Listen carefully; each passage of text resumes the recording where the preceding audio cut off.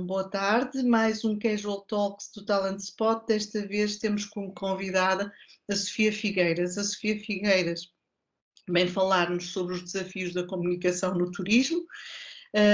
A Sofia tem formação em comunicação social, em marketing. Muito obrigada, Sofia, também por estar presente, por estar cá e por ter aceito o nosso convite.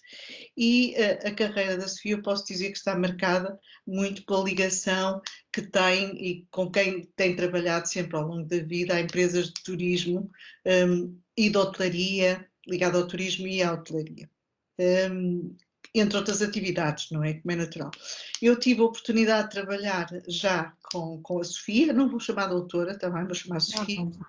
Com a Sofia tive como parceira em empresas onde exerci funções e foi uma coisa, estávamos há pouco a falar disso, sempre foi uma qualidade e uma competência que admirei, a tranquilidade com que sempre encarou a complexidade de ter de comunicar alguma coisa, ou ter que em determinado momento controlar alguma situação que era necessário controlar.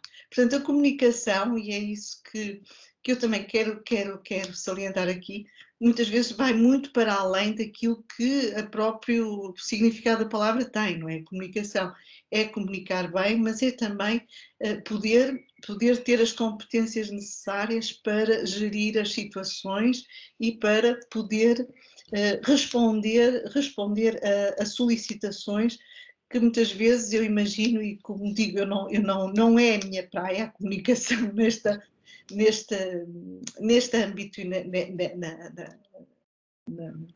na especialização da Sofia, mas reconheço que é difícil e admiro as pessoas que a fazem.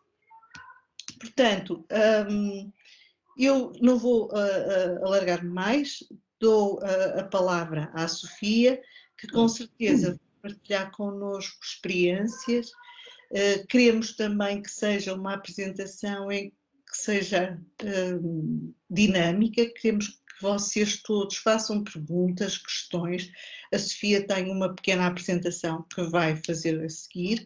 Desliguem as câmaras e os microfones enquanto faz. Depois agradecia que logo que a Sofia acabasse, ou mesmo antes, que vocês colocassem as vossas questões, como sempre temos feito, ou através do chat, ou através da mão no ar, e vamos iniciando a nossa conversa, que queremos que seja mais conversa do que seja uma pessoa só a falar para todos nós, está bem? Eu gostava que me interrompessem sempre que tenham alguma dúvida ou alguma curiosidade, porque acho que torna muito mais interessante a conversa, como bem dizia, tanto para mim como para vocês, por isso interrompam-me sempre que entendam necessário. Muito bem, portanto, com esta autorização e que este ok, digamos assim, É um pedido. da nossa convidada, muito obrigada mais uma vez e a palavra é sua, está bem, Sofia? Muito bem, muito obrigada. Primeiro, é um gosto muito grande estar aqui convosco, porque de facto o setor do turismo e em particular a hotelaria sempre me fascinaram imenso e tive a sorte de aprender também com os melhores e de começar por aprender por aí, o que de alguma forma também influenciou aquilo que foi depois a gestão da minha carreira e o meu interesse por alguns temas. Se calhar eu começava por explicar como é que faço este percurso ou como é que começo este percurso e depois falávamos um bocadinho mais em detalhe daquilo que eu entendo que são os pressupostos da comunicação em turismo. Podia começar por dizer-vos que me licenciei em Comunicação Social, mas há um episódio anterior à minha licenciatura que eu lembro sempre com muito orgulho e também com muito carinho.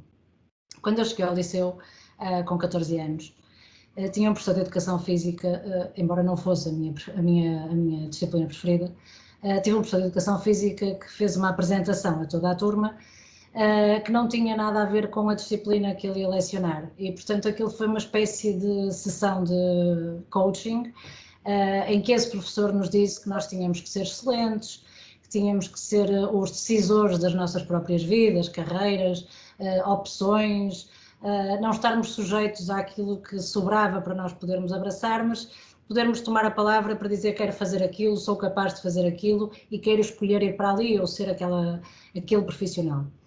Essa primeira aula com esse professor marcou-me imenso, as seguintes nem tanto, porque eu tinha que fazer exercício físico e já não era uma coisa que eu gostasse, mas essa aula foi particularmente marcante porque foi um discurso que me impactou. E guardei isso durante todo o meu ensino secundário, sempre procurando ser competitiva, ter notas que me permitissem escolher o que ia fazer a seguir. E isso deu-me, quer dizer, para além de me ter permitido, de facto, tomar essas decisões, foi muito curioso, porque esse professor de Educação Física era, passado poucos anos, quando eu já estava no ensino superior, era o treinador adjunto do José Mourinho, no Manchester. E, portanto, eu olhava para o Rui Faria com um orgulho imenso, porque tinha sido ele a inspirar-me nos meus 14 anos a ser mais competitiva e a ter essa noção de excelência e ser mais aguerrida e poder tomar as minhas próprias decisões.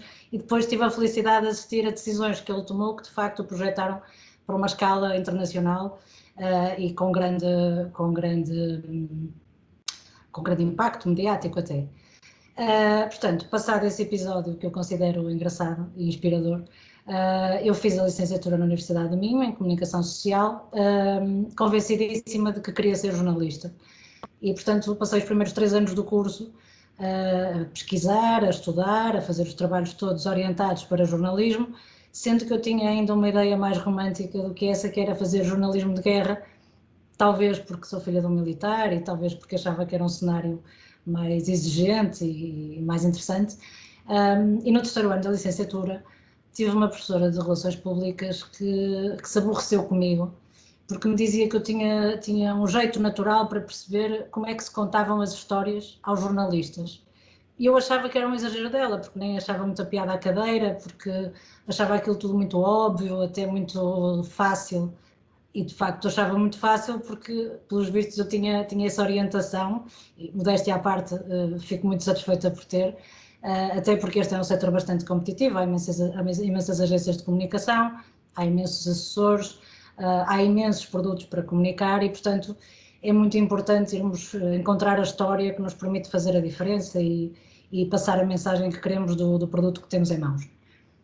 Portanto, fiz a licenciatura em Comunicação Social, acabei por me especializar em Relações Públicas, porque o caminho acabou por ser esse, depois dessa influência da professora Gabriela Gama.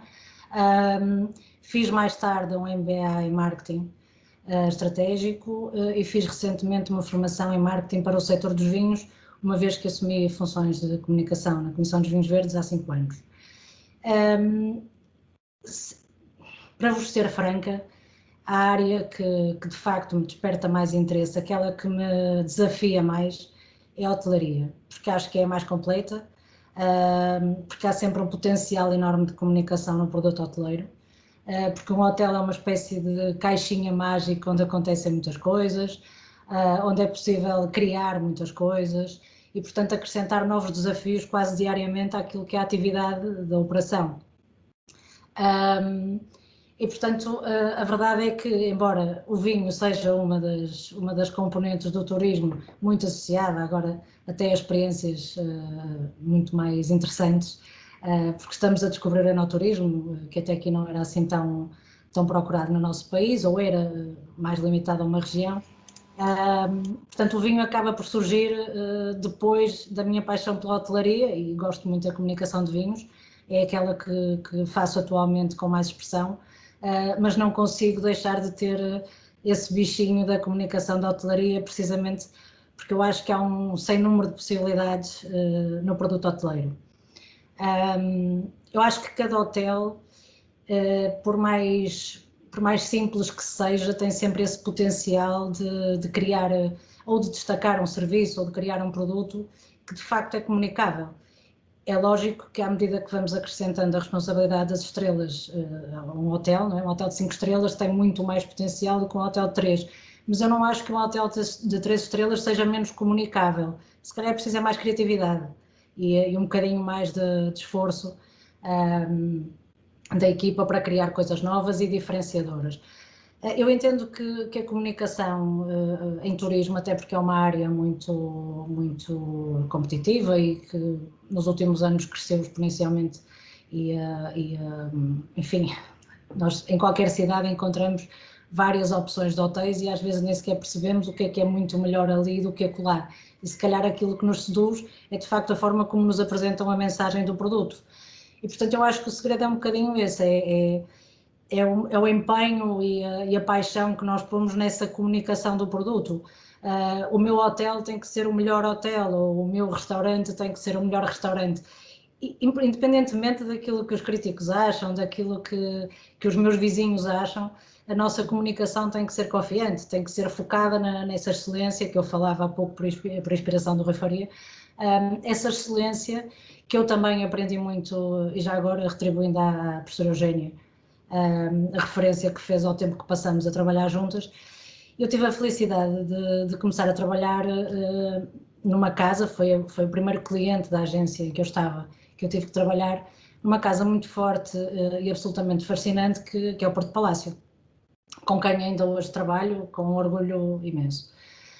E na altura, com a professora Eugénia, havia vários desafios, havia menos hotéis no Porto, havia mais pedidos de jornalistas do que se calhar hoje acontece, motivados por essa massificação. Na altura nós tínhamos muitas vezes exigências que não estavam previstas, não eram exigências ou pedidos ou solicitações que não estavam previstas, que nunca tinham acontecido, que nem sequer eram habituais. Eu recordo-me que, graças a essa excelência do Porto Palácio e essa capacidade de resposta e de criação, houve um ano em que nós estivemos, aliás, 52 semanas com destaque no GPS da revista Sábado, que, se bem conhecem, é um espaço que tem sugestões gastronómicas ou sugestões de lazer, e nós tivemos 52 semanas a aparecer consecutivamente porque, em função do tema que a revista definisse, nós criávamos um produto para dar resposta e para sermos os melhores naquela semana, e fomos sendo. Isto hoje talvez fosse mais difícil, porque há muitos mais hotéis e, portanto, também há muito mais diversidade de escolhas, mas na altura era um desafio que nós abraçávamos com muito entusiasmo. Portanto, se o tema fosse em castanhas, nós desenvolvíamos pratos com castanhas. Se o tema fosse sushi, mesmo não tendo um restaurante de sushi, nós trabalhávamos para fazer esse produto de acordo com a solicitação, e assim consecutivamente. Não sabíamos o que é que vinha a seguir, mas sabíamos que íamos responder. E isso foi um desafio muito, muito engraçado em termos de operação e mesmo para mim em termos de comunicação, porque isso acabava por ser o gancho que depois permitia ir desafiando a equipa noutros aspectos, ir criando outros produtos, e portanto eu também tive a felicidade de trabalhar com uma equipa que me ensinou que não havia impossíveis, e eu acho que tenho um bocadinho esse defeito ainda hoje nos sítios onde estou, de acreditar que não há impossíveis, e por isso se nos pedem uma coisa que nós conseguimos fazer, embora dê um bocadinho mais de trabalho e não estivesse previsto, nós vamos comunicá-la bem e vamos fazê-la bem. E acho que isso também faz a diferença. Portanto, acredito que um dos segredos da comunicação, principalmente em turismo, é um bocadinho essa noção de não haver impossíveis, obviamente, dentro dos limites do bom senso. E acho que isso acaba por ser fascinante, porque isso pode ser feito na área da gastronomia, isso pode ser feito na área de serviço, isso pode ser linkado à arte, pode ser linkado a tantas outras áreas, à sustentabilidade, a algum tema que achemos pertinente, mas permite-nos, de facto, ir acrescentando valor, ir acrescentando mensagem a um produto que não quer ser igual aos outros. E a magia da hotelaria para mim é essa, porque sem desconsiderar aquele que é o meu produto de coração, que é o vinho verde, eu não posso comunicar um vinho verde com música, quer dizer, posso comunicá-lo em associação à música, mas o vinho não canta. Mas eu posso comunicar um hotel que tem música própria, posso comunicar um hotel que tem uma exposição de arte baseada naquilo que são as impressões dos seus funcionários. Posso comunicar um hotel que cria um prato inspirado nas tradições familiares dos seus cozinheiros. Ou seja, a ligação acaba por ser muito mais fácil de fazer quando temos uma espécie de chapéu, que eu entendo que o hotel é, e estou a focar-me mais no hotel porque entendo que é o produto turístico por excelência, e que depois as outras coisas vão rodando um pouco à volta, e se estiverem em desacordo comigo, por favor digam. Mas acho mesmo que é o produto mais completo em que nos podemos basear para analisar. E portanto, isto para dizer que eu acho que um hotel tem sempre um potencial muito grande. E parece-me aqui alguém que quer contrapor. Não? O professor José Carvalho apareceu-me aqui em destaque, eu achei que ia dialogar. Não, acho que não. José Costa Carvalho quer contrapor alguma coisa. Costa Carvalho, é o José Carvalho mesmo que só vinha dar boa tarde. Ai, olá, José Carvalho. Como está? É um prazer tê-lo connosco hoje, muito prazer. É uma alegria. Muito obrigada. Só agora é que me juntar. Não, e eu, por identificar essa presença que considero de destaque, pareceu-me também em destaque aqui na grelha e eu pensei que ia intervir porque eu estava a destacar os hotéis e portanto, podíamos começar aqui um debate. Portanto, dizia eu que, para não me perder, que acho que o hotel é o produto mais completo e foi um bocadinho nisso que eu baseei aqui uma pequena apresentação que fiz. Na verdade, tentei fazer uma abordagem muito simples para que seja tão fácil quanto é para mim aos outros perceber como é que eu raciocínio quando tenho um produto novo na frente ou que não seja novo, mas que para mim está por descobrir. Eu vou partilhar convosco essa apresentação, que é muito breve, como vos dizia, e também muito simples.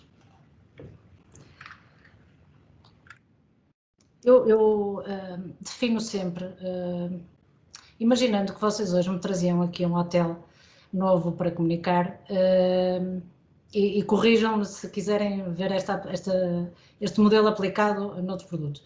Mas se me trouxessem um hotel para comunicar, o meu primeiro raciocínio seria, ok, do ponto de vista económico, o que é que nós podemos destacar dali? É um hotel novo que teve um investimento, é um hotel que foi requalificado, é um hotel que foi ampliado, o que é que nós podemos destacar do ponto de vista económico que nos permita, enfim, fazer a diferença em relação aos outros hotéis que já estão a funcionar. Isto porquê? Porque, na verdade, o eixo económico é um bocadinho aquele momento em que o assessor, neste contexto de turismo, sente que está a falar a sério. Ou seja, nós temos uma oferta turística tão ampla, há tanta gente a comunicar tanta coisa, que o facto de nós termos um número para comunicar é quase aquela oportunidade de estarmos a falar a sério e termos a certeza de que toda a gente nos vai ouvir.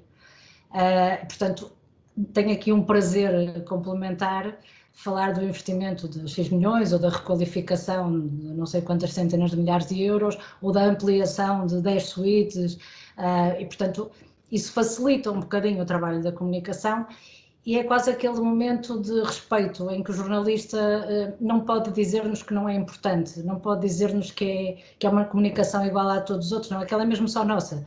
É aquilo que nós, a empresa, está a pôr na sociedade para criar um produto melhor, para oferecer um serviço melhor e, portanto, é mesmo uma oportunidade de ouro quase de nos afirmarmos pelo respeito que nos merece a sociedade ao estarmos a investir nela. Eu, pelo menos, interpreto assim. E, portanto, o eixo económico para mim é sempre muito importante, sempre que há possibilidade de o abordar.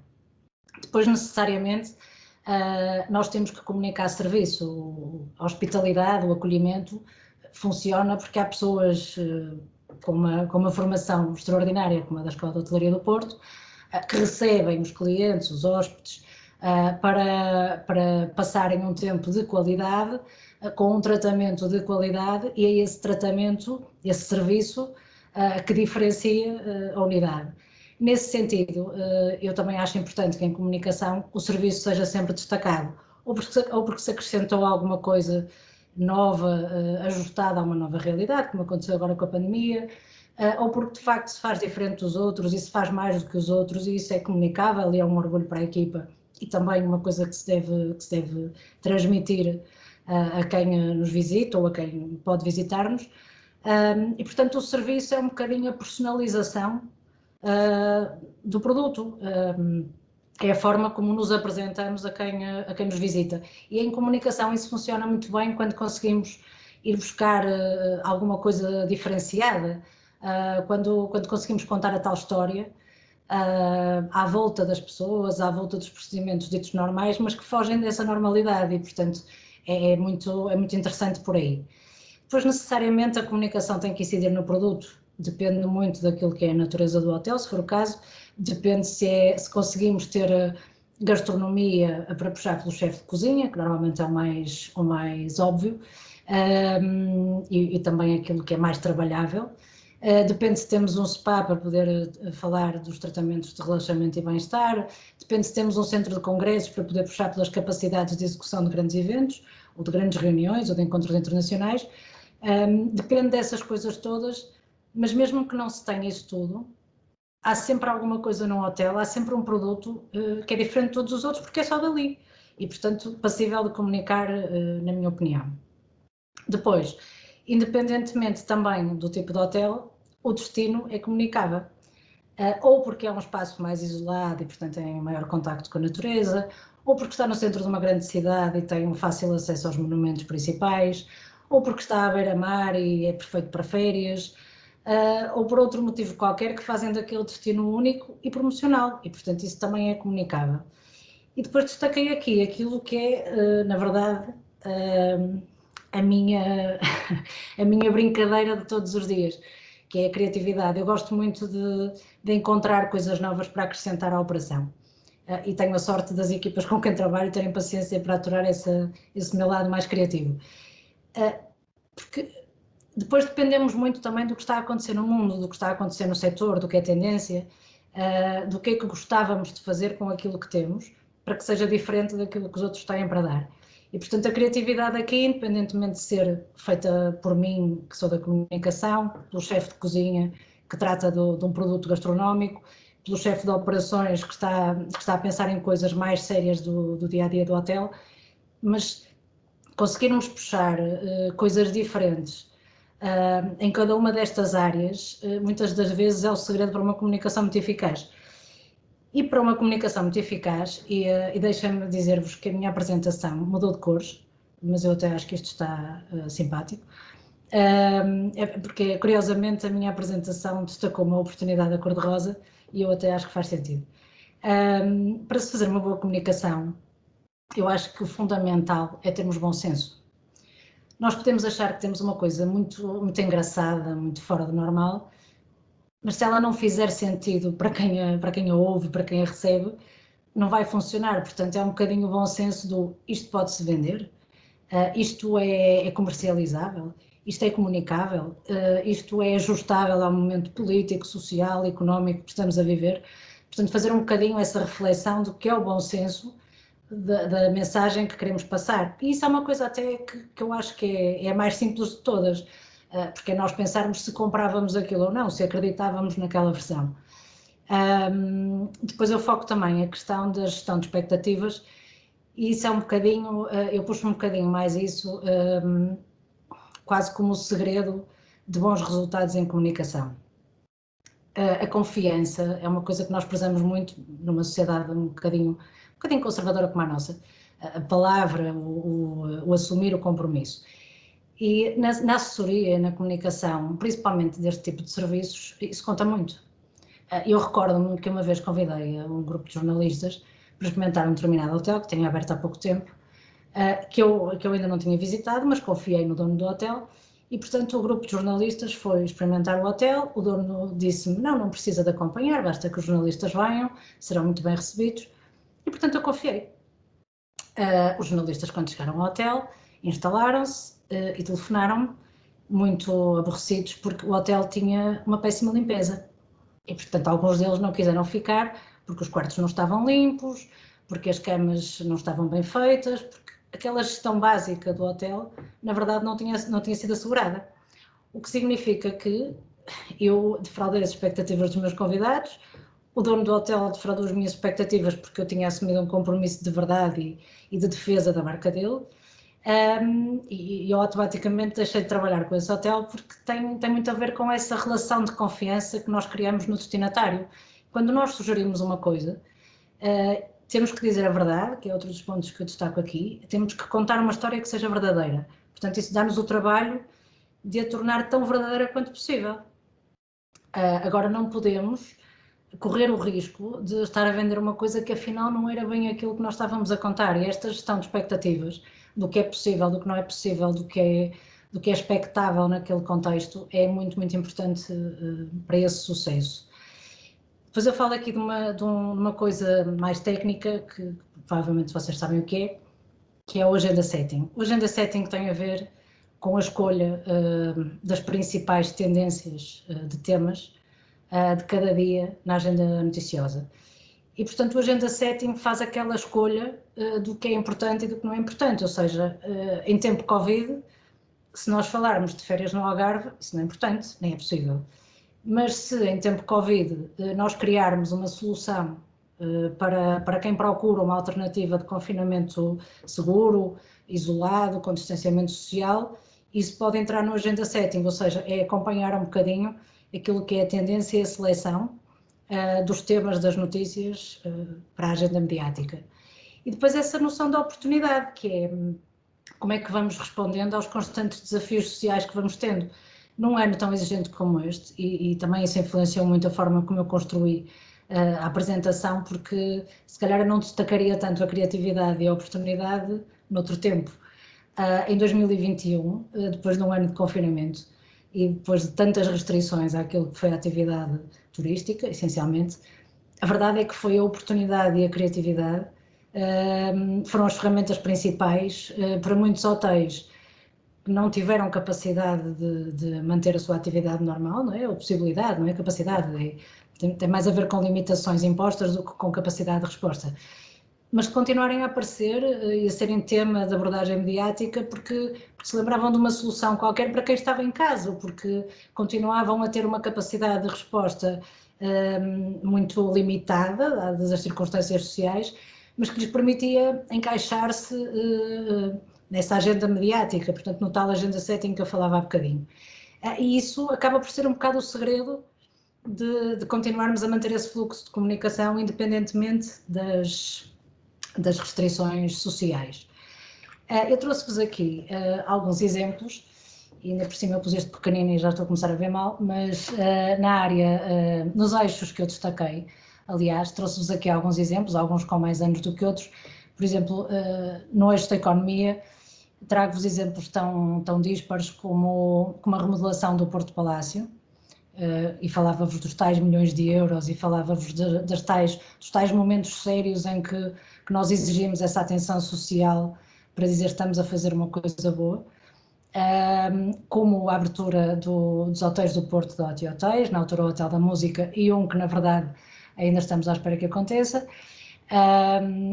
Mostro-vos aqui também o investimento na abertura do Hotel Tripeiro ao Porto.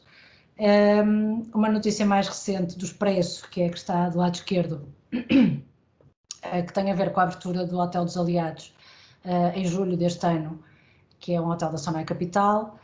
Em baixo vou buscar uma coisa ainda mais estranha e mais longínqua, que é a inauguração do Hotel Casino Chaves, na altura pelo primeiro-ministro José Sócrates. E aí é um bom exemplo de como o investimento atesta o nosso papel social do ponto de vista da comunicação. E ao centro deixo-vos a última novidade da Sonai Capital, que será para setembro, que será a abertura do hotel em Santa Apolónia. Como reparam em todas as notícias, nós falamos sempre de investimento, falamos sempre de milhões, falamos sempre dessa mensagem subentendida da economia, do crescimento e da responsabilidade. E, portanto, por muito que não seja a minha área não é a área que me permite criar mais coisas, é a mais séria, mas é aquele sério bom em que de facto se fala de uma coisa muito importante que contribui para a sociedade e para a economia. E, portanto, este é um eixo que me dá particular prazer, até porque é sempre muito mais curto do que os outros, é sempre muito mais pontual, e por isso tem um sabor especial quando é possível trabalhá-lo. Isto acontece também, como vos dizia, nas requalificações, nas ampliações, e em alguns casos nas aquisições de outras unidades. Depois no eixo do serviço trago-vos aqui alguns exemplos, como o VIP Lounge no Porto Palácio, que foi o maior whisky bar da Europa, da Península Ibérica, durante alguns meses, e portanto destacou-se por isso e permitiu comunicá-lo nesse contexto. Era um bar com mais de 200 referências de whisky, E conseguíamos ir buscar ali histórias à volta do whisky, histórias à volta da vista 360 graus sobre a cidade do Porto, e conseguíamos ir buscar histórias sobre o serviço de cocktails e histórias e mais histórias que tinham a ver só com exclusividade. E essa exclusividade era possível porque o serviço era muito bom, era de excelência, era um hotel 5 estrelas e não havia impossíveis, portanto isso facilitava a comunicação e facilitava a venda naturalmente. Ao nível do serviço, fui buscar também um exemplo que vos é mais próximo, que tem a ver com o The Artist Porto, vosso vizinho, que tem a ver com a formação dos alunos da Escola de Hotelaria em contexto prático, e portanto vamos buscar também esse detalhe da excelência de serviço em contexto de formação, que também é uma variável de distinção na comunicação, pelo menos que eu defendo desde que trabalho com o The Artist. E depois temos outras possibilidades, como aparece aí ao lado.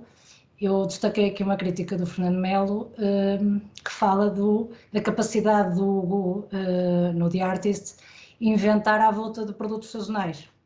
E, portanto, tem precisamente a ver com essa criatividade que se vai buscando em cada eixo, assim como se destaca o takeaway do Porto Palácio, que é uma tradição, é um serviço com uma tradição de mais de 30 anos, e vamos buscar esse gancho para dizer que já fazemos isto há tanto tempo que fazemos melhor do que os outros. Ou seja, podem aparecer muitas ofertas de takeaway, mas nós sempre fizemos e sempre fizemos muito bem. Portanto, tem muito a ver com essa excelência que vos falava no início, que eu acho que é um bocadinho o segredo de tudo. Se fizermos muito bem, conseguimos comunicar melhor. E eu trago-vos aqui vários exemplos associados ao Porto Palácio e a alguns hotéis da Sonae Capital, como vos dizia, que são a casa com quem trabalho há mais anos, quase há 15, que conheço melhor e que de facto acho que é um ótimo exemplo dessa capacidade de resposta. Ao nível do serviço, depois temos essas possibilidades também de comunicar os prémios, como acontece ali no caso do Porto Palácio, porque é um hotel orientado para o segmento business, e portanto consegue destacar-se pelos serviços associados a esse segmento, e portanto eu puxo aqui um bocadinho também por essa parte de se fizermos muito bem, também somos reconhecidos por isso e isso também é comunicável. E depois puxo aqui também por um espaço com quem eu trabalho, que é o Antico, que durante esta última fase da pandemia teve que fechar portas. E é incrível como um serviço que não conhece impossíveis foi impossibilitado de ter serviço, porque não há clientes, não é? Mas o Antico é um desses bons exemplos do serviço de excelência. Quando começou a haver restrições, o Antico fazia jantares exclusivos para 12 pessoas. E, portanto, não havia um problema de não poder servir 50. Havia uma resposta de exclusividade àquelas 12 primeiras pessoas que garantissem a reserva. E é um bocadinho este ir ajustando a mensagem, esta pertinência do momento que também nos ajuda a ter sucesso na comunicação. Eu destaquei ainda aqui as quintas com programas de vindimas na região dos vinhos verdes, porque isto também é um tema que foi ganhando expressão ao longo dos últimos anos. É recente esta procura pelos programas de vindimas. A vindima era feita pelas pessoas que trabalhavam na quinta, entretanto o vinho passou a estar na moda e passou a ser necessário criar um produto e um serviço que dessem a resposta à procura que havia pelos programas de vindimas. Depois, à volta disso, acaba por surgir um sem número de coisas. Os programas de vindimas permitem ter provas temáticas, permitem ter programas de alojamento específicos, permitem ter cinema na vinha, como aconteceu no Alto Verde. E, portanto, isto surge muito dessa capacidade que se vai tendo de ajustar o serviço às tais expectativas de que falávamos há bocadinho, agora no contexto do cliente, mas também do jornalista. Se eu estiver a falar muito depressa, por favor, digam-me. Na comunicação do produto, também estou quase a acabar. Na comunicação do produto, eu fui um bocadinho tendenciosa e foquei mais os exemplos na minha casa-mãe, que é a Comissão dos Vinhos Verdes, porque de facto há uma comunicação do produto pré-pandemia e uma comunicação do produto durante o confinamento e que eu acho que também vai continuar por algum tempo. Quando nós ficamos impossibilitados de fazer provas presenciais, de participar em feiras internacionais, tivemos uma necessidade muito grande de perceber como é que íamos comunicar com os nossos clientes. E, portanto, como só tínhamos o online como resposta, como ainda há pouco conversava com a professora Eugénia, tínhamos que perceber como é que íamos ajustando essa resposta para quem continuava a querer consumir vinho verde e a seguir aquilo que nós fazíamos. E, portanto, tivemos uma primeira fase em que fazíamos formações gratuitas em diversas áreas. Puxamos pela capacidade de formação que a Academia de Vinho Verde tem e pela articulação que tem com muitas instituições de ensino, e fizemos 2 meses de formação contínua em várias áreas, desde Excel, PowerPoint, provas de vinhos, coisas mais técnicas associadas à gestão de tempo ou a programação. E depois tivemos aquelas provas mais óbvias para quem é consumidor de vinho verde, das harmonizações, do potencial do enoturismo e por aí fora, que de facto só podíamos fazer online nesta fase. E essa foi a nossa primeira grande experiência, foi perceber como é que íamos adaptando a comunicação a uma plataforma que era agora muito mais limitativa, e conseguimos fazê-lo desde o início com muito sucesso. E portanto continuamos a inventar. Chegamos ao fim do ano e juntamos 20 mulheres influentes, desde diretoras de jornais, à Ministra da Agricultura, à Secretária de Estado do Turismo. Juntamos 20 mulheres à volta de 3 copos de vinho verde, representados por 3 enólogas da região, para discutir a retoma económica, os desafios do futuro, o que é que o vinho verde inspirava a dizer sobre o que ia acontecer a seguir. E depois continuamos, como aconteceu este fim de semana, continuamos a associar o vinho verde a outros produtos, como os livros, neste caso, uma vez que as livrarias estavam fechadas, fizemos sessões online com escritores ou com oradores convidados para falar sobre os livros, e juntamos enólogos para falar sobre os vinhos, e aquilo que aconteceu foi um fim de semana dedicado à literatura com vinho verde, que era uma associação que podíamos ter feito noutra altura qualquer, mas que na verdade fazia muito mais sentido fazer agora. E portanto, os outros exemplos que aparecem aqui tem muito a ver com esta promoção do produto, como acontece ali com a Monsanto Melgaço Coleção Outono-Inverno, que tem a ver com a nossa comunicação dos vinhos de guarda e vinhos para todo o ano, como acontece com o exemplo do Hotel Mão Verde e dessa tematização da experiência, ou seja, o produto é o vinho e o vinho justifica uma ida ao hotel, nesta abordagem em concreto. Ou então falarmos de um produto não tão óbvio como o vinho verde branco, que é o mais conhecido, mas falarmos dos espumantes de vinho verde e, portanto, focarmos um bocadinho a comunicação nessa diferenciação. E depois trago aqui um exemplo também que é só engraçado, mas que nos permitiu marcar a agenda mediática, o tal agenda setting que falava há bocadinho, permitiu-nos marcar a agenda mediática pela capacidade de resposta a uma coisa inusitada. Há uns anos, já não sei precisar, mas penso que há 4, a Ministra das Finanças sueca criticava o comportamento dos reformados, os reformados suecos que vinham para Portugal gastar o seu dinheiro a beber vinho verde. E portanto aquela notícia saiu em todo lado, não gostamos dela a priori, achamos que era negativa em relação à nossa marca, mas respondemos no mesmo dia. Nós queríamos que a Ministra das Finanças viesse vindimar connosco para perceber porque é que os suecos gostavam tanto da região e do vinho verde, e portanto nós marcamos a agenda com a nossa resposta e não com o problema que nos tinham colocado inicialmente, e foi só um momento muito divertido que nos permitiu abafar, entre aspas, aquilo que era o tema do dia, que não nos era assim muito favorável, na verdade, e portanto essa criatividade e a capacidade de resposta ajudou-nos. E depois, como vos dizia há pouco, no eixo do destino, um bocadinho puxar por aquilo que é diferente no sítio para onde queremos que o cliente vá. É porque é uma experiência nas vinhas, como no Mão Verde, é porque há 17 km de praia, como há em Troia, é porque temos aqui Troia na mesma, assim, é porque tem uma proximidade com aquilo que são as tradições locais, como no de Alves Ribeiro Hotel, com o vinho do Porto, com as caves, com o rio. Portanto, é puxar um bocadinho por essa envolvente e ajustá-la àquilo que vão sendo as tendências e a procura do mercado, como aconteceu aqui com os hotéis e turismos rurais, para teletrabalhar perto da natureza, com segurança e distanciamento social. Depois, na criatividade, puxo aqui até para um exemplo que já referi há bocadinho, que é os 2 dedos de conversa sobre livros e vinhos verdes, que foi uma alternativa em tempo de confinamento.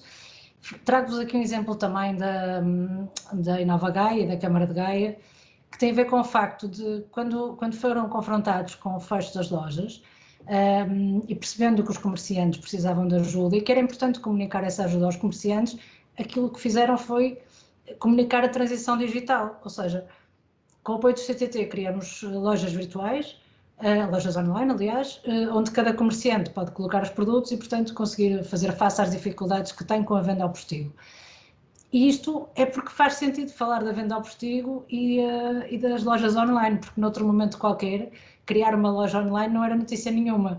E, portanto, a magia desta agenda setting é precisamente isso, que é perceber a oportunidade, é perceber o momento certo. Assim como aqui o exemplo do Mão Verde, com as suítes exclusivas, o Hotel Mão Verde fez uma ampliação recente e criou 10 suítes exclusivas com piscina privativa, com a enoteca no quarto, e portanto essas suítes tornaram-se o produto, ideal, com serviços associados que eram também ideais, como ter o chefe a cozinhar na própria suíte, em tempo de desconfinamento seguro, porque eram isoladas, eram longe dos grandes centros urbanos, tinham uma piscina privativa, estavam num sítio com uma envolvente natural de exceção, portanto tinham todos os ingredientes para ser um sucesso, e foram. E nós tínhamos todos os ingredientes também para poder falar de uma novidade, com todo o acolhimento que ela merecia e mais algum criado pelo momento. Portanto, a minha apresentação resumia-se a estes slides e eu sinto que estive a falar muito até agora, nem sei que horas são, e deixei para esta fase final 2 exemplos de vídeos que eu gostava de partilhar convosco e que venham um bocadinho na linha da apresentação que vos mostrei. E, portanto, vou começar por um associado ao vinho verde, que tem a ver com essa criatividade e com a desconstrução da mensagem. Passo a explicar. O vídeo que vos vou mostrar vai colocar na cozinha, não um chefe de cozinha, mas um enólogo. E isto acontece no momento, início de confinamento, em abril do ano passado, penso eu, em que as pessoas estavam todas fechadas em casa a assistir a 24 Kitchen. E, portanto, o vinho verde tinha que comunicar com alguma criatividade. E como é que nós íamos comunicar os vinhos? Como é que íamos chamar a atenção das pessoas? Que foi quando nos lembramos de não convidar chefes de cozinha para mostrar quais eram os pratos certos para harmonizar com aqueles vinhos verdes, mas por os próprios autores dos vinhos verdes a desafiarem-se a si próprios e a cozinharem os pratos que podiam harmonizar com os seus vinhos. Isso eram coisas muito engraçadas, com vários enólogos. Eu não vou mostrar o vídeo todo porque ele tem cerca de 5 minutos, mas posso partilhá-lo depois. Mas mostro-vos só aqui uma abordagem do que fizemos com o Jornal de Notícias e que teve um impacto fortíssimo e ainda hoje continua a ser quase uma exigência de muitos dos nossos seguidores das páginas, que perguntam quando é que temos novas receitas com enólogos na cozinha. Portanto, foi uma aposta criativa e de sucesso, felizmente.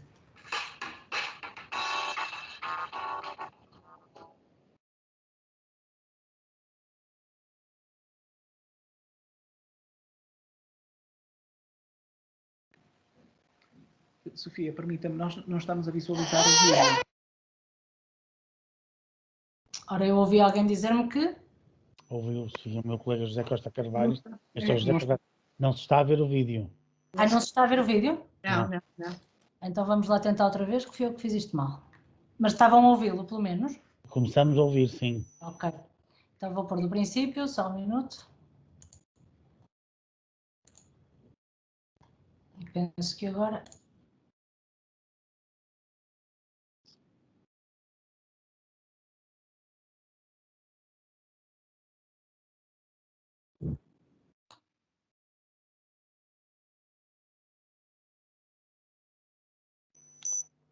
Agora não se está a ouvir. Tenho que partilhar o som. Peço desculpa. Bem, eu vou conseguir fazer isto bem. Dê-me só um minuto. Dê-me só um minuto. Então Quando vamos partilha o ecrã, vai ter que partilhar som. Acho que Pois, partilhar foi isso que eu não fiz, esqueci, tem toda a razão. Portanto, a terceira vai ser.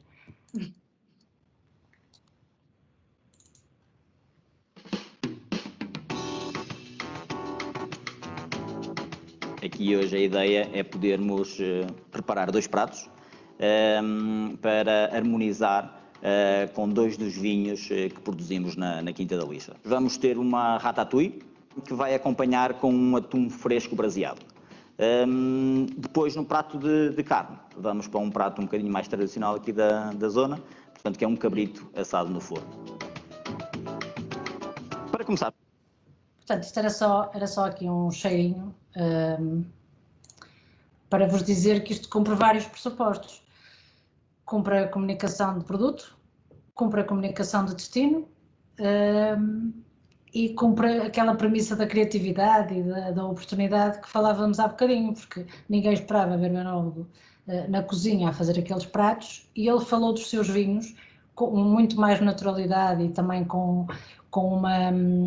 uma simplicidade e essa articulação que ele faria com o chefe de cozinha para falar da harmonização seria mais forçada do que ele, na verdade, ser o responsável por ter feito aqueles pratos e depois juntar um produto extraordinário para harmonizar, que também foi ele que fez. Isto depois tem um impacto emocional também muito engraçado em quem assiste, e pelo menos a reação que fomos recebendo, as reações que fomos recebendo foram muito nesse sentido.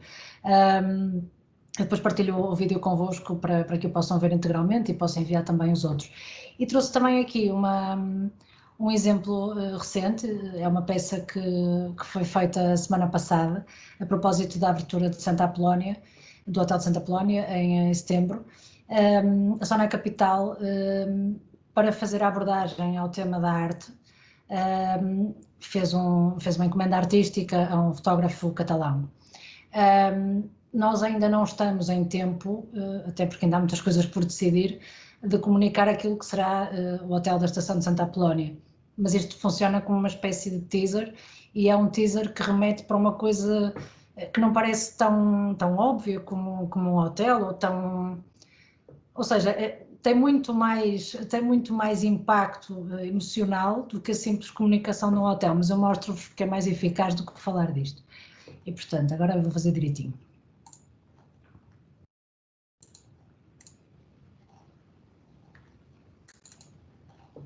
Um fotógrafo catalão está a percorrer o país e a fotografar estações ferroviárias e apiadeiros.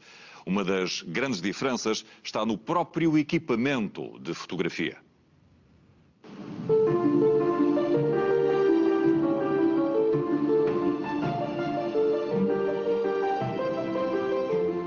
Começamos pelas peculiares máquinas fotográficas, malas velhas e clássicas de cartão. La fotografía estenopeca es un formato de fotografía muy primario, muy básico. Básicamente es un espacio oscuro con un agujerito. De hecho, nos podríamos ir a la antigua Grecia, algunos escritos de Platón que ya hablan de este efecto. De malas aviadas, é assim que vai Jordi Lorelha pelos caminhos de ferro de Portugal.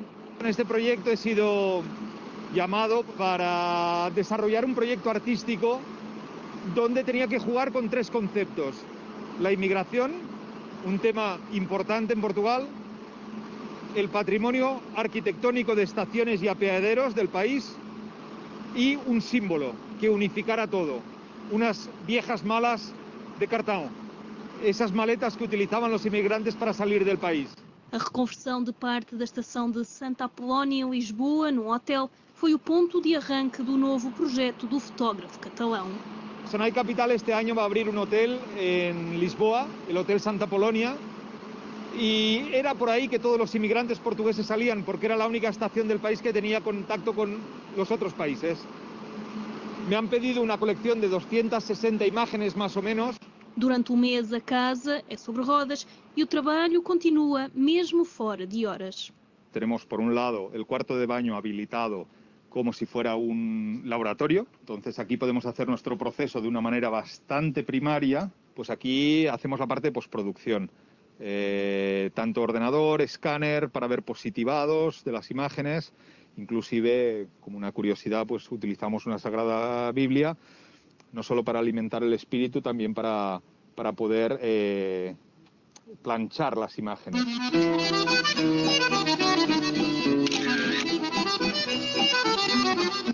A a desbravar caminho pelas estações e apiadeiros do país, das mais movimentadas às abandonadas. Traça-se a viagem rumo a um futuro inventário das estações portuguesas numa descoberta do território através da fotografia.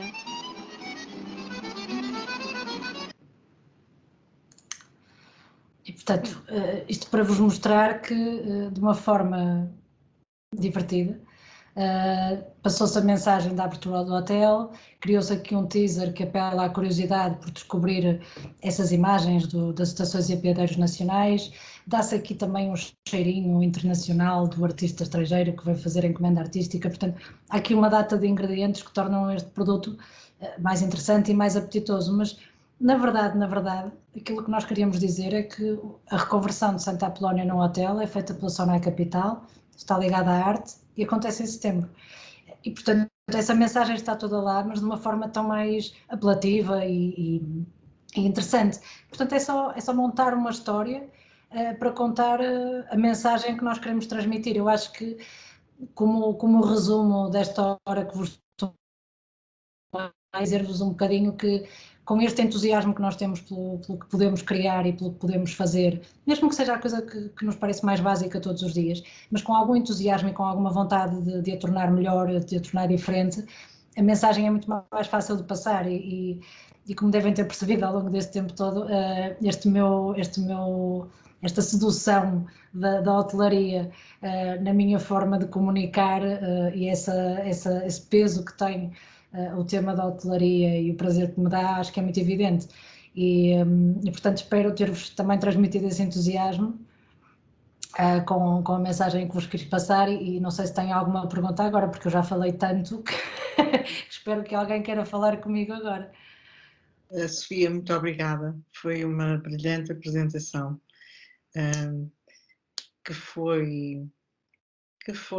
não foi longa, mas que tocou em todas as partes da comunicação que são importantes, não é? Eu peço desculpa porque eu, a certa altura acho que falei muito depressa, mas entusiasmei-me efetivamente a falar das coisas Foi muito elucidativa e tocou efetivamente, e repito, tocou em todos os pontos que são os eixos da comunicação, de como se faz a comunicação atualmente, daquilo que é importante comunicar, daquilo que é importante para quem quer comunicar, ouvir da nossa parte também, não é? Portanto, nós temos que direcionar a comunicação para eles e temos que saber de que forma comunicar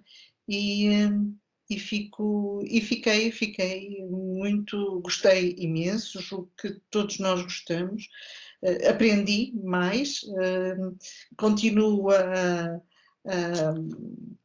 apreciar que tenha uma paixão pela hotelaria, que é sempre bom e que seja uma paixão duradoura.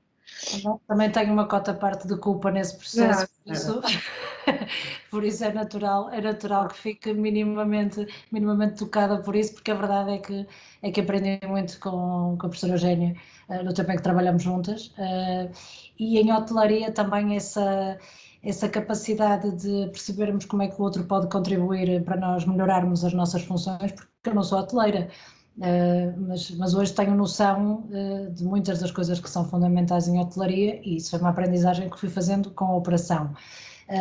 E obviamente muita dessa culpa é sua e ainda bem, por isso só lhe posso agradecer. Obrigada, Sofia, obrigada, mas o mérito também é assim. Quero agora abrir às perguntas e respostas, portanto, todos aqueles que tenham e queremos que sejam muitas e que tornemos esta última parte do nosso Casual Talks desta semana numa conversa. O Casual Talks é uma conversa casual e pedia que levantassem a mão ou então através do chat pudessem colocar as vossas questões. Quem é que quer primeiro fazer uma pergunta?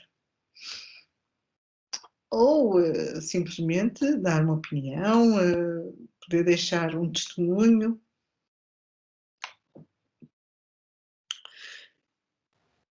Sofia, acho que foi. Isto preocupa. José Costa Carvalho quer intervir. José Costa. Sim, eu gostava de fazer uma pergunta difícil à Sofia. Que tem a ver com a questão da relação entre as organizações e os órgãos de comunicação social. Então a minha pergunta para a Sofia é, pela sua experiência profissional, qual o peso relativo que uma peça, pela sua criatividade e relevância, assume na tomada de decisão do órgão de comunicação social, se publica ou não, tendo em consideração também a existência ou não de relações de natureza profissional entre um assessor de comunicação e esse profissional desse órgão de comunicação social. Não sei se me fiz entender. Ou seja, está-me a perguntar se o assessor de imprensa tiver uma relação... De que forma é que a relação pessoal entre o assessor de imprensa e o jornalista interfere na publicação da notícia? Sim, ou seja, mais ou menos isso, ou seja, comparando a existência ou não de relação profissional com o assessor de comunicação e um membro jornalista de um órgão de comunicação social e a importância da peça, qual é que acha que é a percentagem relativa de um em relação ao outro na tomada de decisão se publica ou não? É uma boa pergunta, de facto, mas deixe-me dizer-lhe que se a mensagem for muito boa, a relação é quase irrelevante. E isto acontece mais vezes em áreas que eu não estou tão habituada a trabalhar. Por exemplo, com a Câmara Municipal de Vila Nova de Gaia, tenho muitas vezes desafios em áreas que não são as minhas áreas de conforto, seja que tenha a ver com a ação social, seja que tenha a ver até com a cultura em determinadas abordagens que não são as tradicionais. Mas eu não conheço muitos dos jornalistas com quem contacto nessas áreas, mas tenho perfeita noção de que se a mensagem é muito boa, ela é bem acolhida e é trabalhada. Eu acho que essa premissa serve para quando a mensagem não é muito boa. Porque muitas das vezes eu não tenho boas mensagens, não tenho boas mensagens. Eu tenho uma transparência muito grande com os meus interlocutores em todos os sítios onde trabalho. Quando eu não acredito naquilo que estou a comunicar, normalmente eu não avanço, ou tento ir ajustando aquilo que tenho em mãos até que fique tão próximo daquilo que me satisfaz enquanto consumidora, para poder ter a mesma convicção a vender, entre aspas, essa mensagem, essa ideia, esse produto, o que for. E às vezes eu sei que há produtos que são muito esforçados, mas que não são os de excelência, não é? Não são aqueles mais competitivos, não são aqueles que fazem parar tudo para que se olhe para eles. E aí a relação com o jornalista muitas vezes ajuda, porque naturalmente não tem a ver com favores, nem tem a ver com... Às vezes tem a ver com maior abertura, mas isto acho que é como em tudo. Se nós pedimos opinião a um amigo, quando temos que tomar uma decisão, não pedimos uma opinião a um estranho. E, portanto, também a receptividade que há num jornalista que contacta mais vezes connosco é diferente daquela que há para um tema mais fraco, digamos assim, um jornalista que não nos conhece de lado nenhum. Portanto, acho que isso interfere mais nos temas menos fortes, não lhes quero chamar mais fracos, mas menos fortes, interfere mais a favor, e nem sempre, do que no resto. No resto eu acho que tem que ser a mesma mensagem, e pelo menos eu trabalho sempre no sentido da mensagem ser boa. É uma curiosidade, já agora, que gostava de partilhar. O meu setor mudou muito nos últimos 10 anos. Quando eu comecei a trabalhar, há 15, eu digo nos últimos 10 porque é quando começa a haver esta crise nas redações, que é hoje muito mais expressiva, mas que na verdade se foi começando a manifestar há 10 anos. Quando eu comecei a trabalhar, nós fazíamos uma divulgação de um comunicado de imprensa, e eu fui educada assim na Mirec e concordo. Nós não fazíamos um follow-up exaustivo do comunicado, nós entendíamos que a nossa mensagem era verdadeira, estava bem escrita, contava a verdade e era interessante, senão não a tínhamos enviado. E, portanto, era um desafio, era muito divertido por acaso, isso hoje era impossível de acontecer. À meia-noite, entre a equipa, nós consultávamos a plataforma de clipping para perceber que notícias é que já estavam disponíveis na edição do dia seguinte e o que é que tínhamos conseguido pôr a circular nos órgãos de comunicação social. Esta realidade hoje é completamente impensável, porque hoje é preciso estabelecer essa relação com o jornalista para chamar a atenção para o nosso produto e para a nossa mensagem no meio de um mar de propostas, porque a maior parte das empresas, independentemente da dimensão que têm, ou têm um assessor, ou têm uma agência de comunicação, ou fazem-no até sem ter nenhum responsável por isso, mas contactam com as redações. É verdade que o acesso hoje às redações também é muito mais democrático, embora não seja esta palavra politicamente correta, mas é verdade. É muito mais democrático esse acesso, qualquer pessoa que pesquisa online os endereços de e-mail consegue obtê-los e fazer uma divulgação. Depois há todo esse trabalho de preparação da mensagem que não está acessível a todos, porque sim, nós temos formação por algum motivo e percebemos como é que o jornalista prefere receber a informação, qual é a linguagem certa até para o convencer dessa mensagem. Mas hoje nós temos que ter essa, não é bem uma proximidade, mas é uma tentativa de chamada de atenção em cada redação, porque a oferta é gigante e porque às vezes temos uma coisa mesmo muito boa que até se destaca, mas ninguém lhe prestou atenção porque recebeu 10 coisas ao mesmo tempo e portanto vai-se perdendo. Portanto, essa relação é um bocadinho falsa. Eu acho que há mais contacto com as redações hoje, mas há menos relação. Muito bem, obrigada. Temos o Miguel. Obrigado. Miguel Rodrigues quer fazer uma pergunta. Miguel, por favor. A minha pergunta era no âmbito, visto que recentemente tem havido uma crescente descredibilização da imprensa, está-se a verificar que está a impactar as comunicações posterior na área da hotelaria? Isso sim, como? Eu não acho. Eu acho que os meios tradicionais, naquilo que são as mensagens tradicionais, continuam a funcionar perfeitamente. Passo a explicar os meios tradicionais e mensagens tradicionais. Se me perguntarem se um jornal de notícias, se um jornal público, se um jornal expresso são passíveis de ser interpretados como autores de informação falsa, se falarem, vamos imaginar, na abertura do hotel da estação de Santa Apolónia, ou em Troia como destino de referência para este verão, ou na ampliação do Hotel Monverde e nas suítes que permitem um desconfinamento seguro em tempo de pandemia, eu não acho que isso esteja em causa. Eu acho é que o Miguel levanta aí uma questão adicional, é se a comunicação se pode resumir só à assessoria de imprensa, como acontecia quando eu comecei a trabalhar, ou se hoje tem de facto que socorrer de outras, digo socorrer, não menorizando o papel das outras ferramentas. O que eu quero dizer é que a assessoria sozinha, se calhar, já é para assuntos muito específicos e em áreas muito concretas. Por exemplo, o vinho verde não poderia ser comunicado só através da assessoria de imprensa, por isso é que se faz um investimento em publicidade para que haja essa mensagem promocional do produto.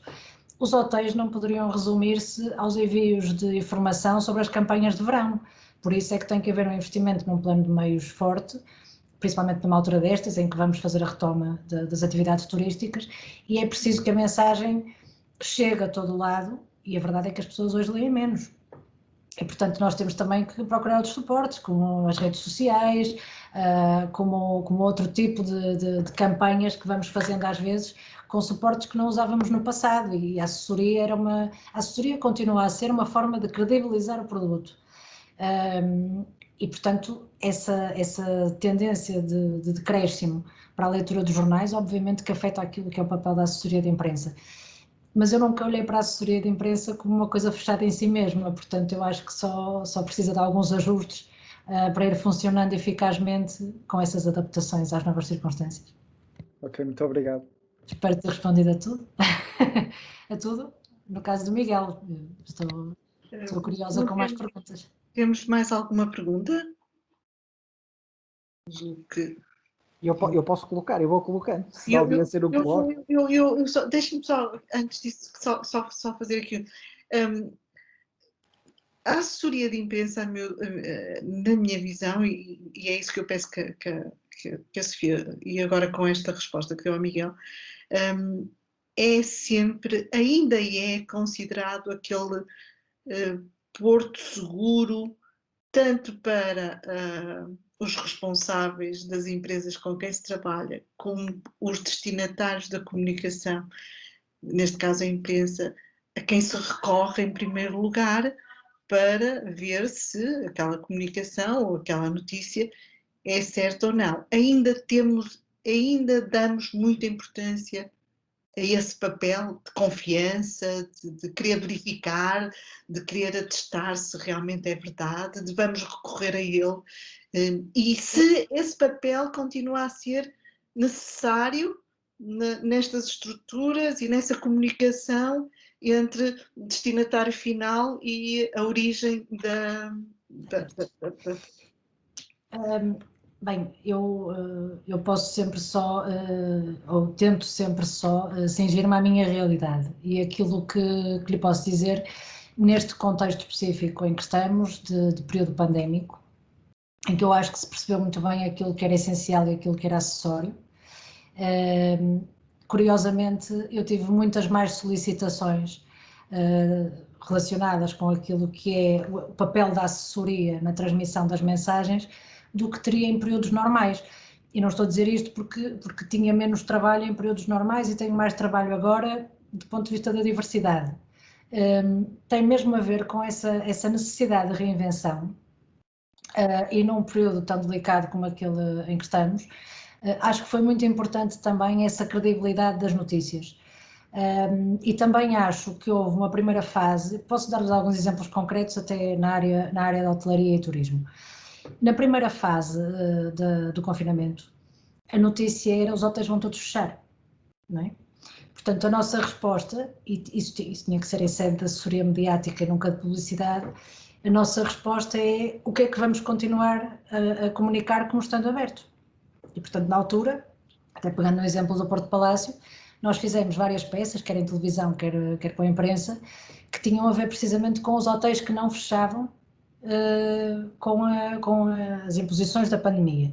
E, portanto, nós passamos a contar a história desse papel resiliente do Porto Palácio em nunca fechar portas ao longo de 35 anos, e depois passamos para a fase em que comunicávamos o Porto Palácio enquanto espaço que acolhia os profissionais de saúde durante a pandemia. Isso nunca poderia ter sido feito de outra forma, na minha opinião, que não através da assessoria de imprensa, porque eram assuntos sérios, porque eram assuntos que mexiam com as emoções sociais de uma população que queria informação séria.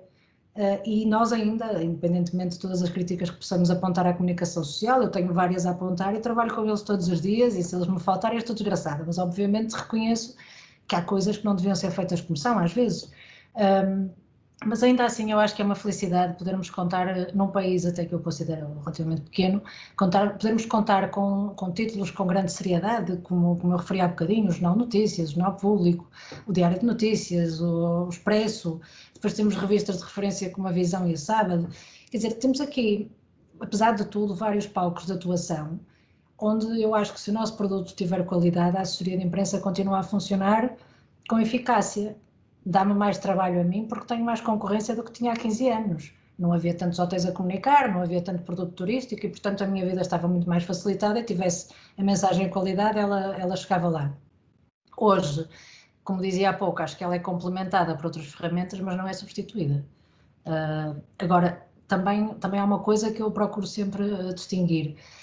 Eu sou muito contra a ideia de que a comunicação é que tem que fazer as vendas.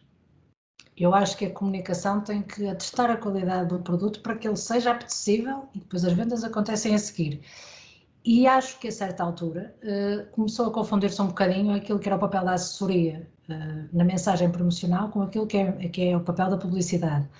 E isso também originou alguns casos de descredibilização que, tanto nos órgãos de comunicação social como nas agências, porque o mal afeta sempre os dois lados, que acho que também às vezes pagamos um bocadinho essa fatura, mas ainda assim, e espero eu, porque gosto muito do que faço, a assessoria não se esgota com o aparecimento dessas alternativas.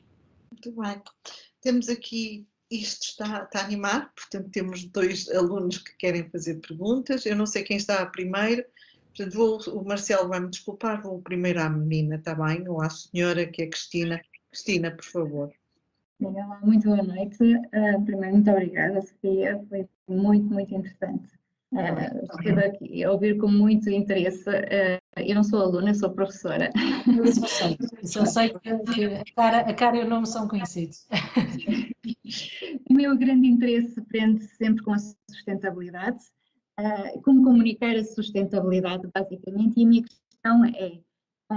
a sustentabilidade é notícia, a sustentabilidade é notícia para os jornais, é notícia, e o impacto que, por exemplo, com o Covid, isso pode influenciar ou não a notícia da sustentabilidade.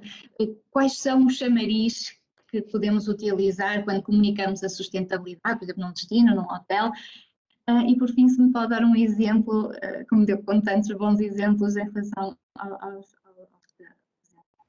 Era essa a minha questão. Eu, como disse na última frase, posso dar um exemplo em relação à sustentabilidade, sim. Como é que se pode, no fundo, comunicar a sustentabilidade, ou num hotel ou num destino turístico, por exemplo? Certo.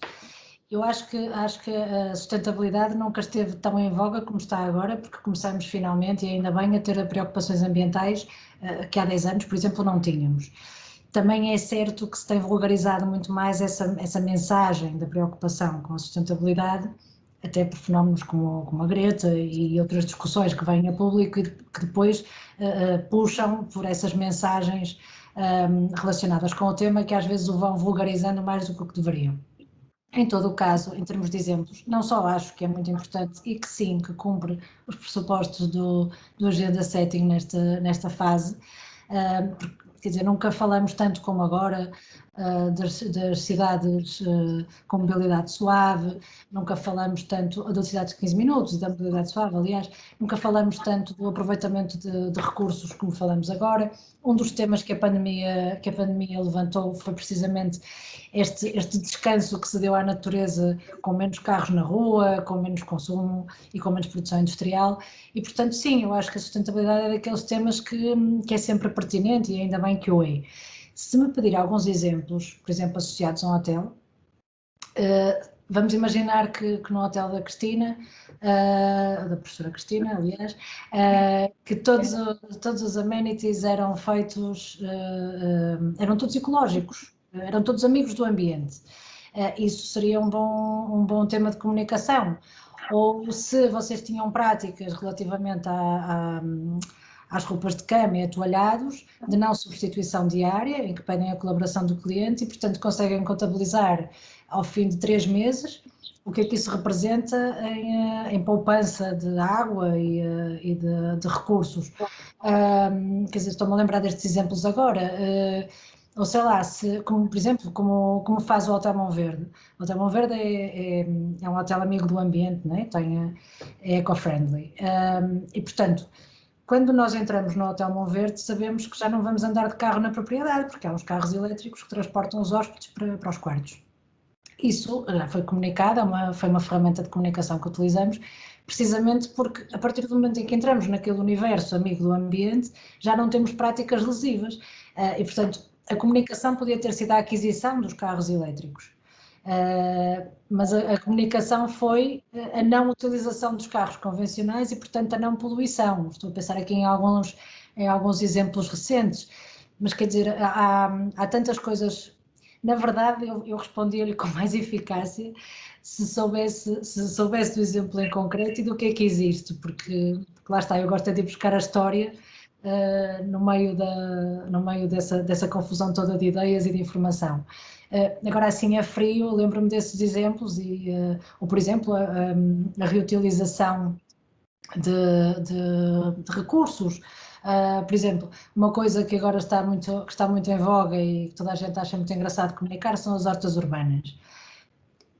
Tem muita graça comunicar, por exemplo, um hotel que tem um restaurante que consegue produzir as suas ervas aromáticas e que, portanto, já não tem a necessidade de entrega, já não tem as embalagens de plástico em que vinham acondicionados os produtos. Há sempre um gancho para pegar nessa. Aliás, acho que é uma temática riquíssima e cheia de possibilidades. Muito obrigada. Não sei se lhe dei os melhores exemplos, mas de momento são aqueles que me parecem mais óbvios.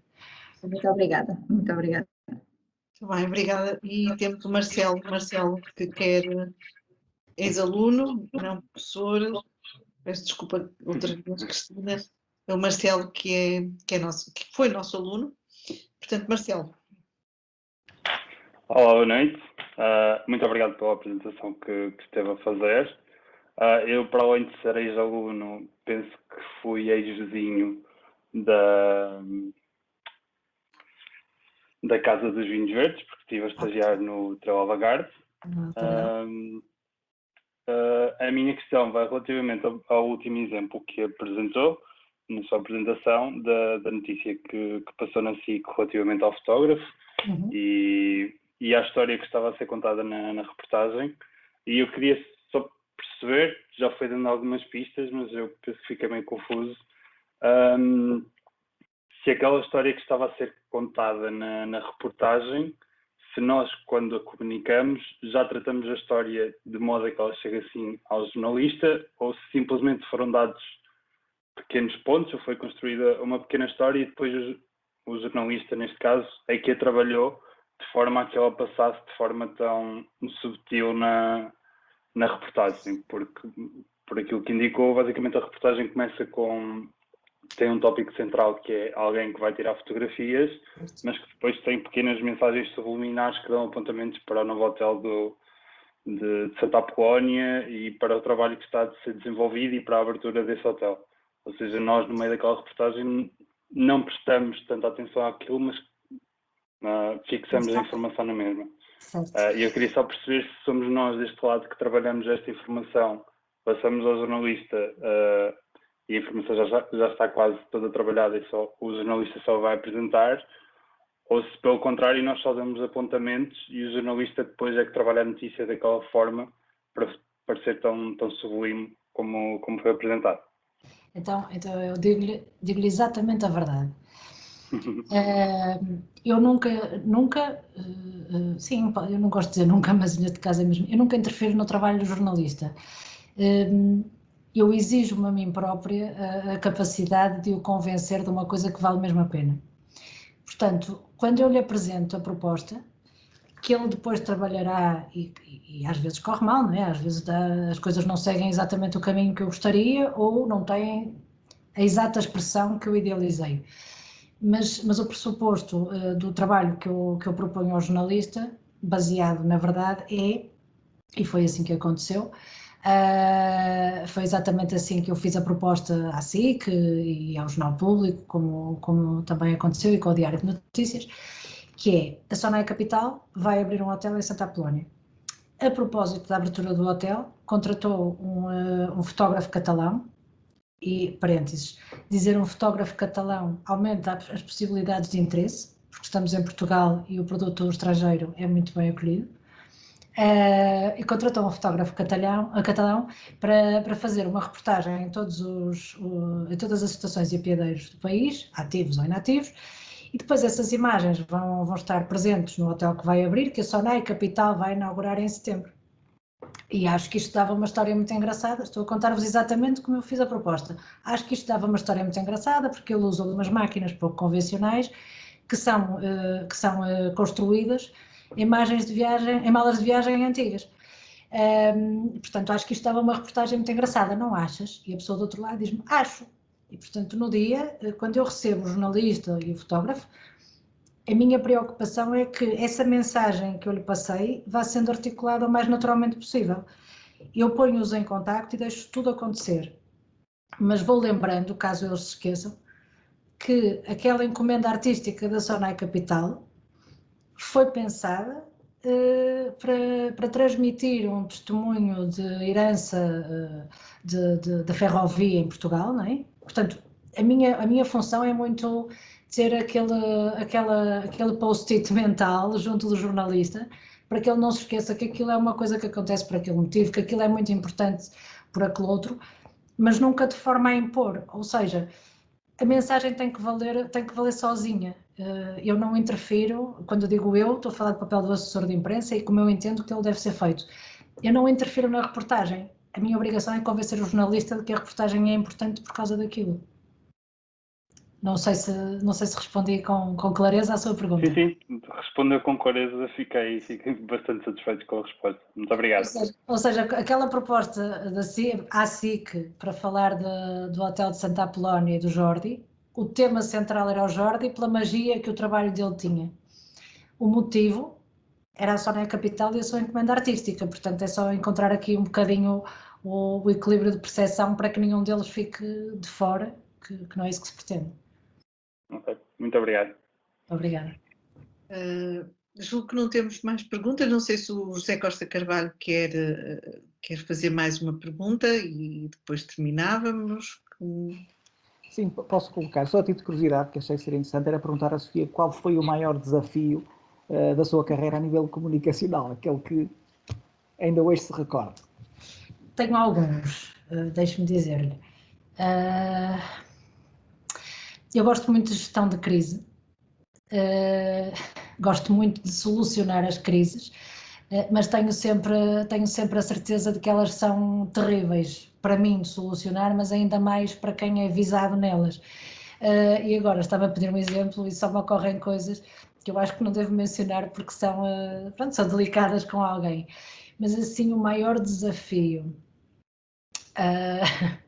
olha, posso dizer-lhe que já tive alguns grandes desafios na região dos vinhos verdes, porque é uma região muito grande, com 15 mil viticultores e cerca de 600 engarrafadores, e portanto às vezes a comunicação agrada muito a uns, mas não agrada tanto a outros, e portanto há grandes desafios quase diários em encontrar esse equilíbrio que deixa toda a gente feliz.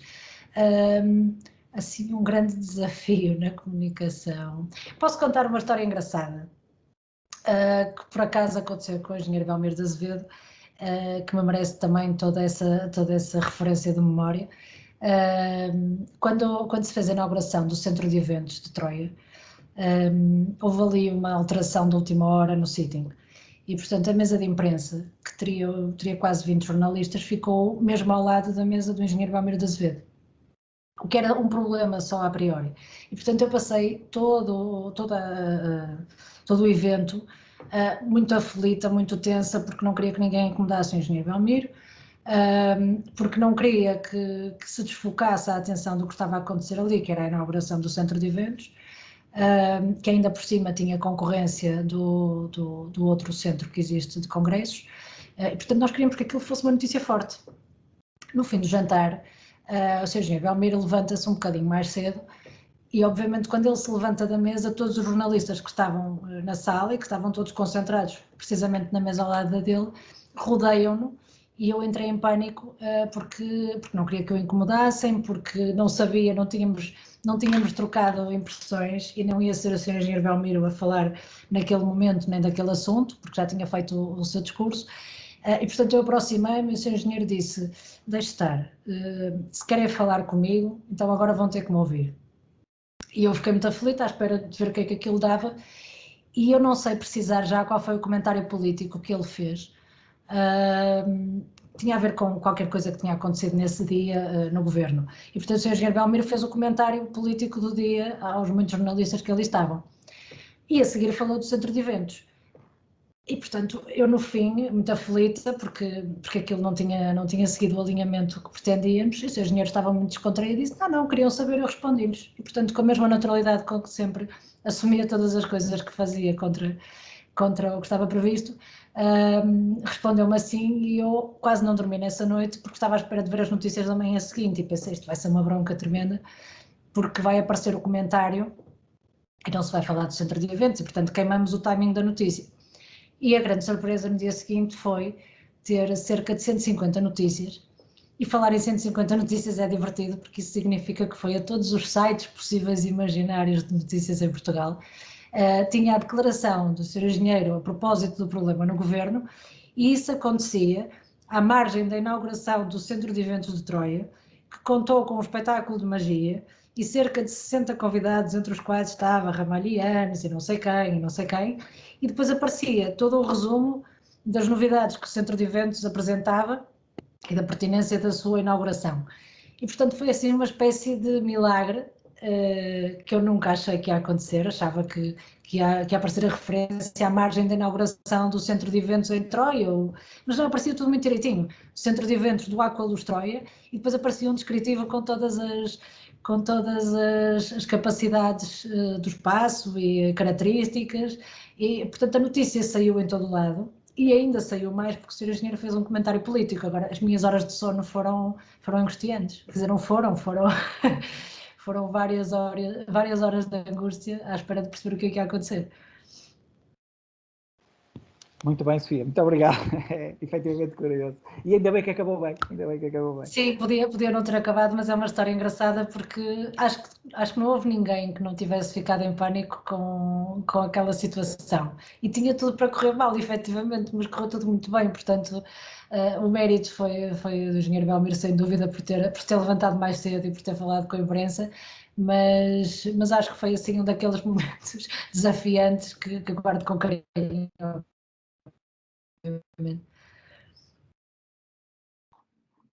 Sofia? Sim. Estão a ouvir. Eu posso acrescentar que já foi sempre muito importante em todos os momentos e situações de crise que passei ter uma assessora de comunicação para ajudar na resolução. Realmente é uma segurança e já passamos por algumas que são curiosas, mas que deixamos para outra oportunidade. Quando quiserem podemos falar de gestão de crise e nessa altura eu só tenho é que ter tempo para ir ao baú das memórias, porque assim de repente como referia, só me lembro de coisas que não acho elegante de partilhar. Não acho elegante porque há sempre algum visado e acho que isso que é aborrecido, mas tenho outros exemplos que são mais institucionais e que podem ser partilhados, precisa de os encontrar porque ao fim de 15 anos, a ter a felicidade de trabalhar com várias empresas, algumas que se vão mantendo, outras que já estão lá atrás, mas que guardo bem na memória e com boas experiências, às vezes já tenho que pesquisar um bocadinho para me lembrar exatamente do que é que aconteceu naquela situação, porque foram acontecendo muitas coisas próprias desta atividade. Mas muito bem, sim senhora, fica a promessa para um segundo convite. Não necessariamente estar aqui a dizer que venho falar-vos de gestão de crise. Está a dizer não, de comunicação e mas poderá ser claro que sim. Portanto, se não temos mais nenhuma pergunta, eu quero agradecer a todos os presentes. Eu julgo que o Marcelo continua de mão no ar, não sei se quer fazer mais alguma pergunta ou se esqueceu de baixar a mão. Não, só me esqueci de baixar a mão, já baixei, já está tudo ok. Obrigado. Obrigada, Marcelo. Portanto, eu quero agradecer primeiro à Sofia. A Sofia foi excelente a sua apresentação. Tivemos aqui uma lição de como se faz a comunicação em hotelaria, em turismo, os eixos, exemplos. Fomos até presenteados com um filme, um vídeo em primeira mão, eu não o tinha visto e primeiro fico orgulhosa, mas gostei muito e demonstra bem que uma comunicação pode ser bem feita e deve ser bem feita. E, portanto, deixamos aqui algo mais para retomarmos esta conversa, se calhar no futuro, não é? Porque há muita coisa ainda mais a dizer. Se posso acrescentar, tenho todo o gosto em colaborar convosco sempre que seja oportuno. E depois, como perceberam, acho eu, são assuntos de que me dá muito prazer falar, fico sempre entusiasmada a revisitar estas questões, por isso é sempre um gosto. Claro.